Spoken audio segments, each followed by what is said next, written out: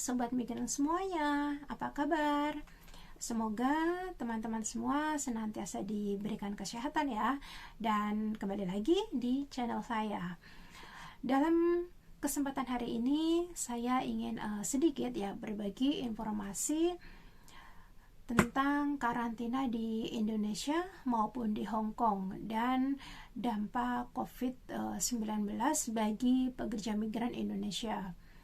Tidak terasa hampir 2 tahun ini COVID-19 melanda dunia.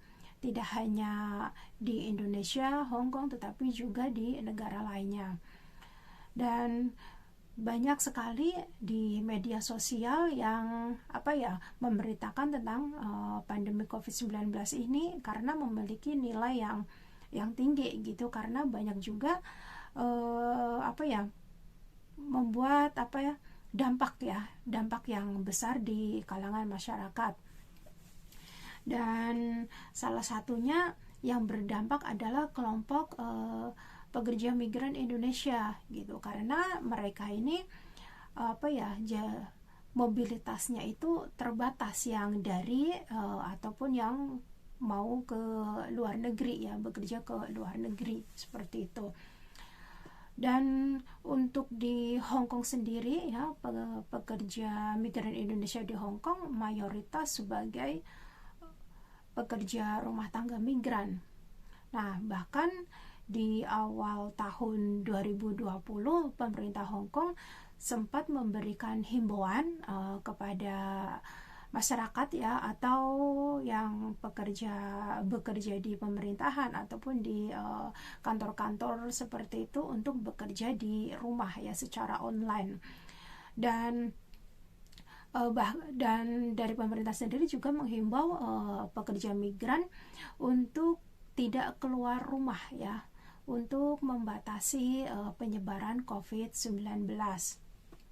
Dan oleh karena itu pemerintah Hong Kong juga menerapkan protokol kesehatan secara ketat ya, agar penularan COVID-19 ini dapat dikendalikan.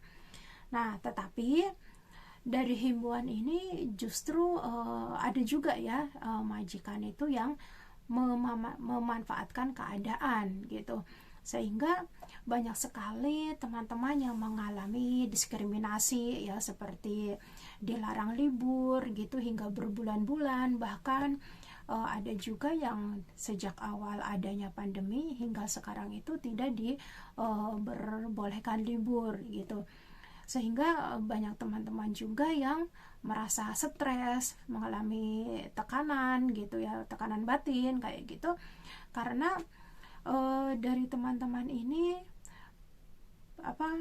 menjadi jam kerja yang bertambah ya, yang sangat panjang, istirahat kurang, terus pekerjaan juga semakin banyak kayak gitu. Terlebih majikan itu yang memang bekerja dari rumah kayak gitu, yang yang biasanya masak sehari hanya sekali, semenjak ada pandemi ini mungkin bisa 2-3 kali dalam sehari gitu ya.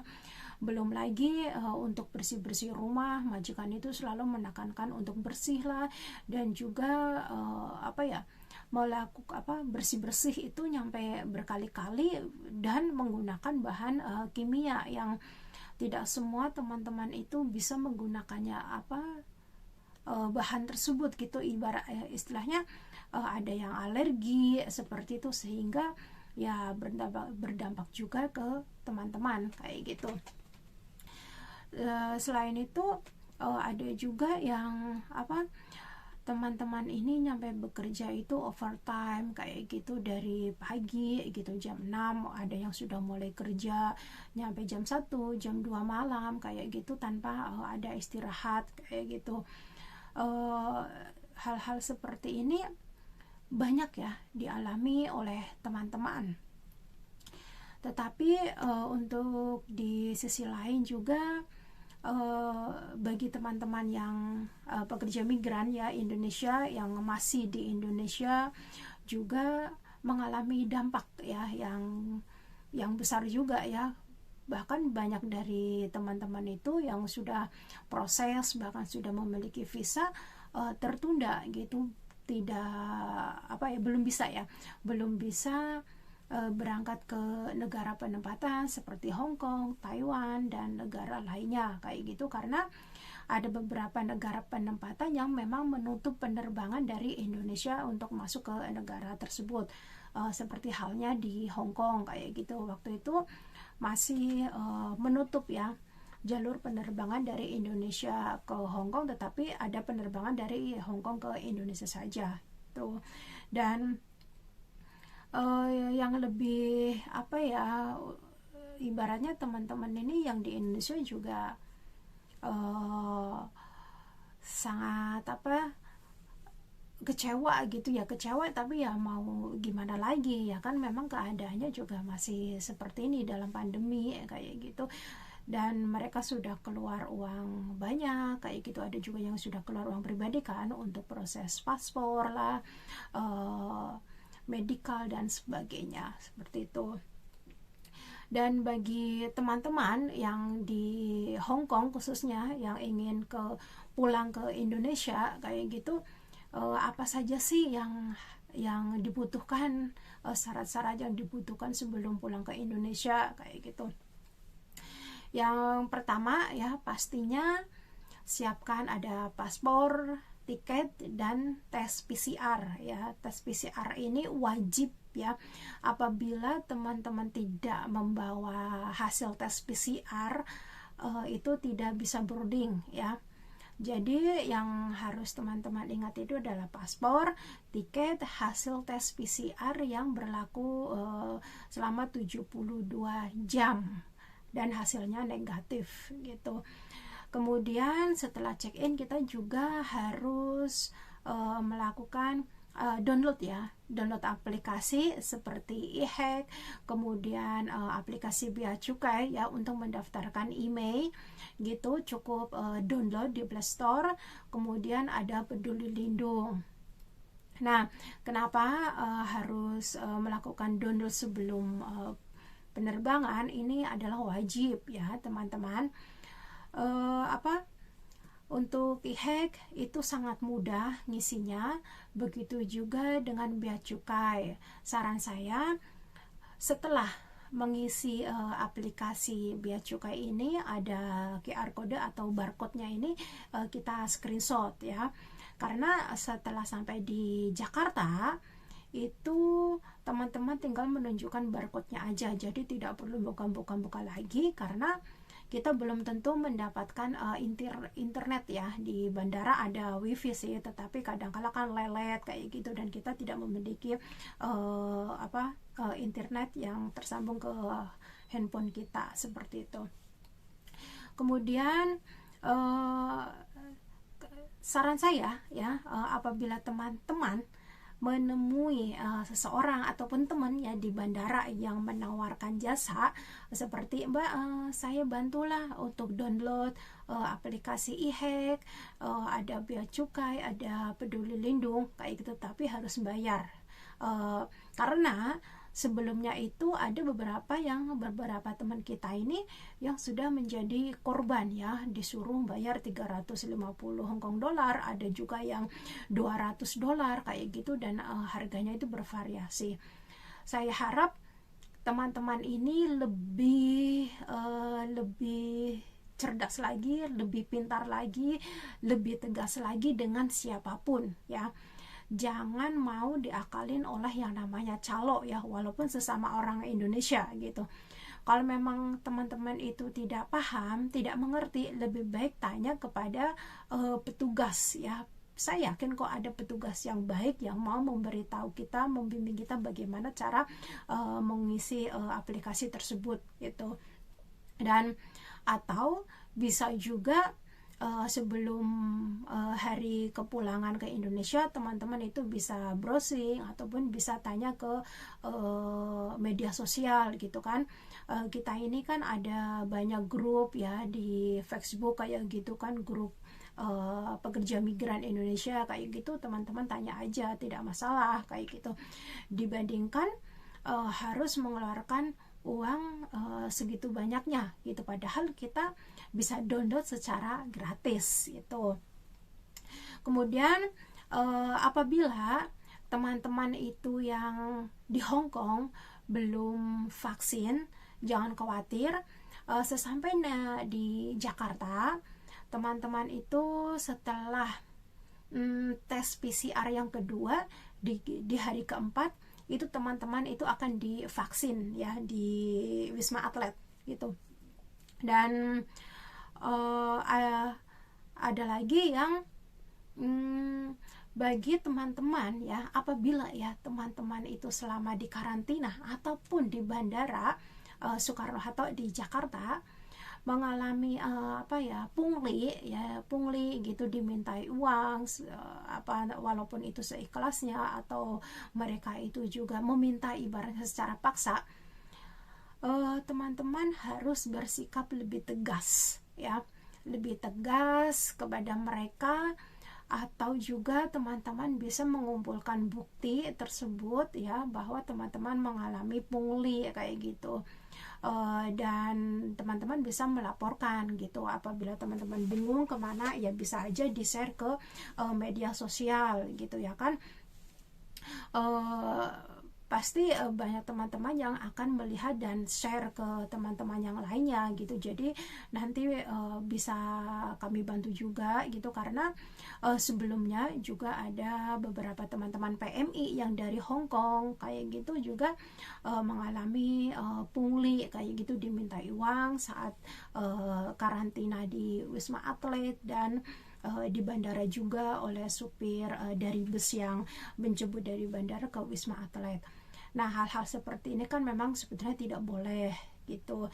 Jadi teman-teman tidak perlu takut ya, jangan takut, pokoknya harus berani menolak dan tegas kepada mereka.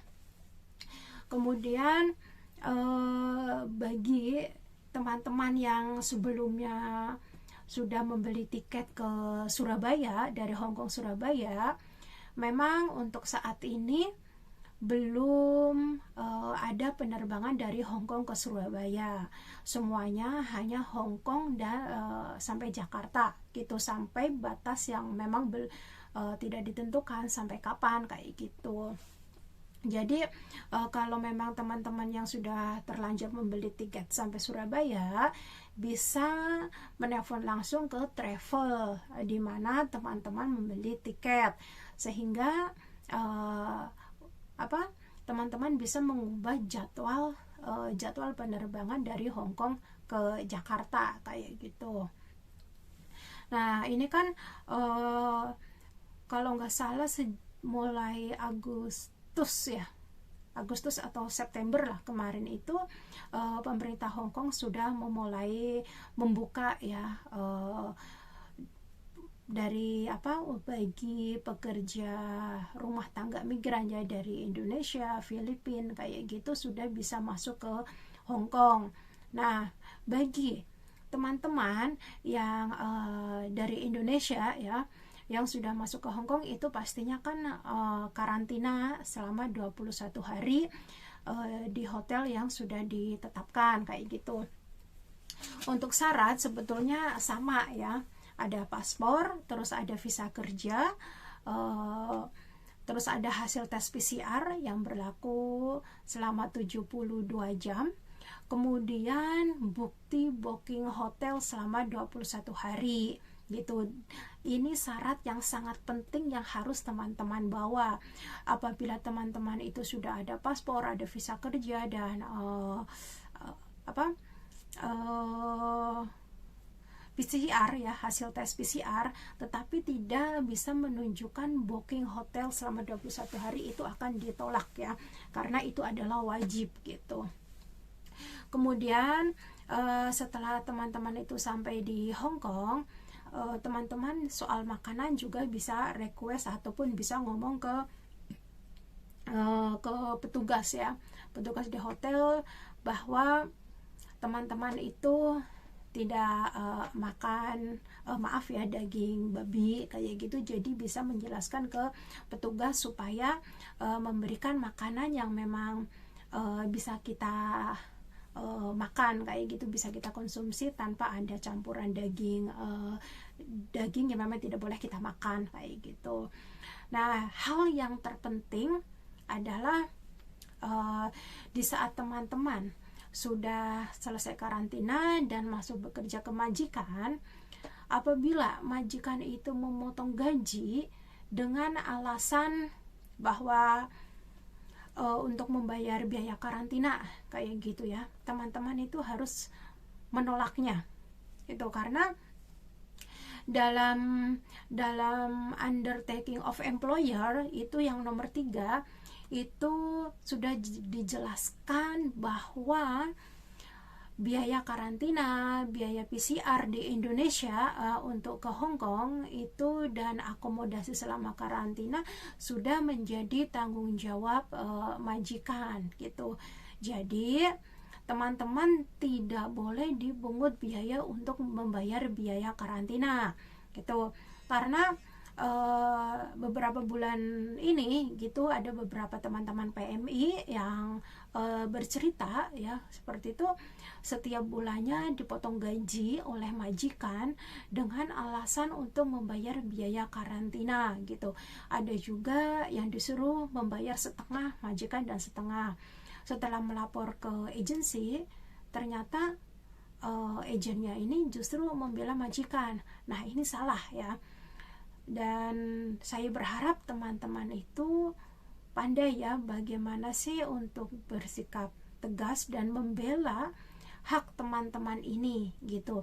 Kalau memang majikan dan agen itu tetap kekeh meminta uang sebagai pembayaran biaya karantina, teman-teman bisa meminta tanda bukti ya, meminta tanda bukti bahwa majikan itu memotong gajinya berapa dan teman-teman itu harus memiliki catatan, sehingga di saat teman-teman itu ingin melaporkan kasus ini, teman-teman sudah memiliki bukti catatan dan bukti misalkan foto, tanda bukti terima atau pemotongan gaji tersebut kayak gitu, bisa melaporkan ke Labor Department atau meminta bantuan ke KJRI atau organisasi atau serikat buruh migran yang ada di Hong Kong gitu. Jadi perjuangkan hak teman-teman, jangan mau ditindas oleh majikan ataupun oleh agen, karena itu adalah hak teman-teman ya.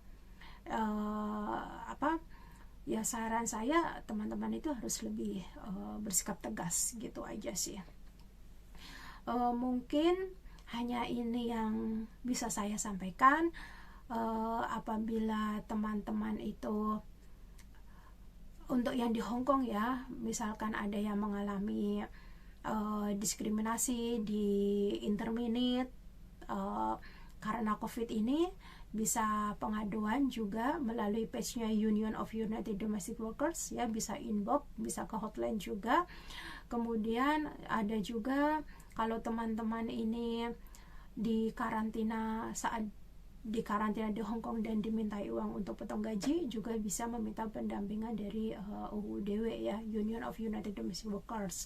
Begitu juga apabila teman-teman mengalami pungli di Indonesia, ya sebisa mungkin teman-teman juga bisa membela diri lebih tegas gitu. Semoga informasi yang saya sampaikan bermanfaat untuk teman-teman semua. Apabila ada yang belum jelas, belum mengerti ya, bisa ditanyakan kepada saya. Terima kasih. Bye.